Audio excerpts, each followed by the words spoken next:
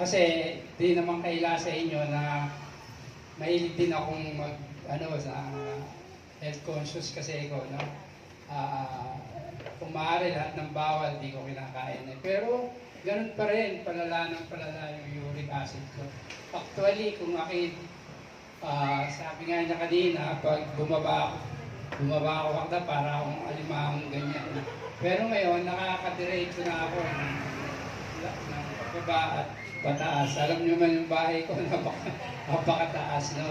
Dati, pag nasa baba ako, ayaw ako umakyat. Pag umakyat, pag bumaba, parang ayaw ko nang umakyat sa hagdan, no? Kaya nga sabi ko, dapat may kwarto tayo dito sa sala para hindi dadating ang araw. Pero, nung na-presenta ko ni Chris sa akin, hindi ako nagdalawang isip kasi pag yung sakit natin na nararamdaman ay sinukuan natin, tinanggap natin na talagang ganito dahil may edad na.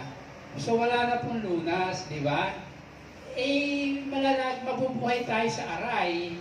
Kaya ako, try. Actually, yung si Pedrito sa Methodist Bethany, inaalok kami niyan, 150,000. Tama yung sabi ni Marcos na din yan, yung stem cell ng hayop. No? Pero napakamahal. So, nung inalok niya ako dito, walang side effect, whatever na sabi ko, wala namang mawawala. Pera lang naman yan. Yung pera kasi ginagastos natin yan para sa kapakanan natin. No? Diba? So, bakit tayo hindi magtatry kung para malabanan yung nararamdaman. Ang hirap mabuhay ng nadahakbang may aray. Aray, di ba? Sabi nga ng iba, may nagsasabi ko, mamamatay din naman ako kahit anong take ko, mamamatay ako. Halimbawa, mamamatay tayo ng 80, ba? Hanggang doon tayo sa 80.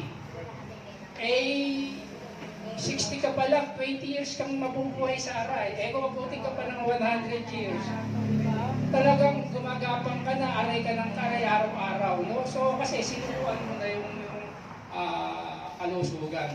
So, dapat, try. Kaya, inaano ko sa inyo, mag-try tayo, no? Katulad nangyari sa akin, almost 20 years na, bagamat nakikita nyo ako naglalakad dyan, panay kirot dyan, bawat hakbang kirot. Tapos yung tuhod ko talagang hindi mo na maibaluktot eh. Ngayon, 50% na naibabaluktot. Totally hindi pa, pero wala na siyang aray. Dati ayaw ko nang iangkas to, nagseselos nga eh. Kung ayaw mo na ako iangkas, mabigat kasi. Baka daw may iba akong inaangkas. Kasi mahirap pag na-out balance ka, hindi mo na So actually, ang nangyari sa akin, hindi ko napansin, naka 2 months ako. Kasi nire-reklamo, no, yung tuhod at saka laging kikirot-kirot yan. Hindi naman kailangan tayo mag-take ng pain reliever kasi alam naman natin na nakakasama sa nakadalawa ako, nawala na talaga.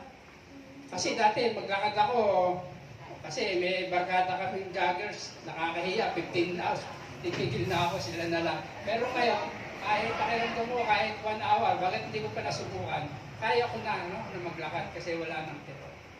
Tapos, ang isa pang himala, hindi nilabutan tuloy ako. Totoo talaga, no? Yung almost mga 10 years na yata, mga 8, no? Nagkaroon ako ng bukol dito. Binayopsi, hindi naman cancerous.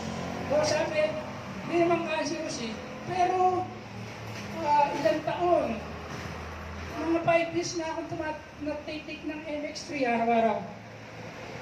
Kasi yun daw nakakagaling. Bagamat umimpis siya, nagkaroon siya ng parang matigas na muscle dito. Muscle, matigas. Alam niyo yung muscle, matigas dito. Tumigas lang siya.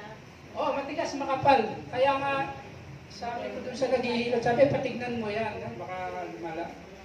Pero, hindi ko napansin, hindi ko alam kung 2 box ako o 3 na.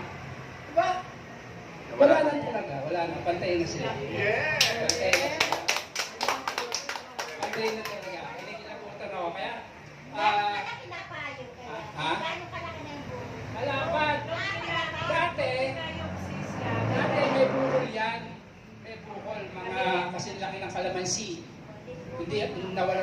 ng kumain. Inantibiotics ako.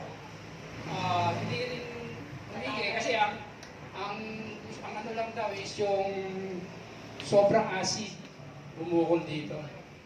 Kaya pinagdan. So hindi naman cancer. Hindi naman cancer. Pero talagang totally wala. 27 per capsule yun, ha? Dalawa sa umaga, dalawa sa tanghali. Natuno ng ano yan? Itong Miracelo.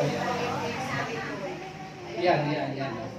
Wala talaga. Samantalang buhat nung naramdaman ko yan, uminom ako ng MX3 for several mga 8 years. Nagulat nga siya nung nakapaan niyang lumamang. Hindi naman. Pero uminom ako nito, hindi ko matanda kung 2 o 3 lang is nawala na. Kasi all in all, mga 7. Kasi unang-una akong bumili, isa. Tapos nag-purchase ako ng mga 7 na yata yung nainom ko ngayon.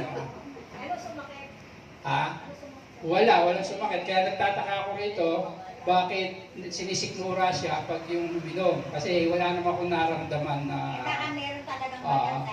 Pero day 1, yung day 1, uminom ako ng umaga at saka isa sa gabi. Kasi alam niya, pag ako'y nahiga, dighay, gabi-gabi yun. Pero day 1, na uminom ako niyan, isa sa umaga, isa ko, hindi na ako dumigay, hindi na sumakot yung sikmura ako. Kasi lagi akong may katabiron na pampahid dito, na mainit. Ngayon, nalimutan ko na amoy eh. Kasi hindi na ako naggaganon sa gabi. Nawala na. Kaya number 1, yung uric acid ko, yung although hindi naman low, nasa normal na, nasa level. Dati-dati, pag ako dyan ng blood chem, uric acid ko talaga sobrang taas. At saka yung una, hindi pa ako nag-take, merong fatty liver ako, kaya nire-resetahan ako ng Silimarin. Pero yung nag-take ako, tayo yung nagpa-examine dyan, wala na.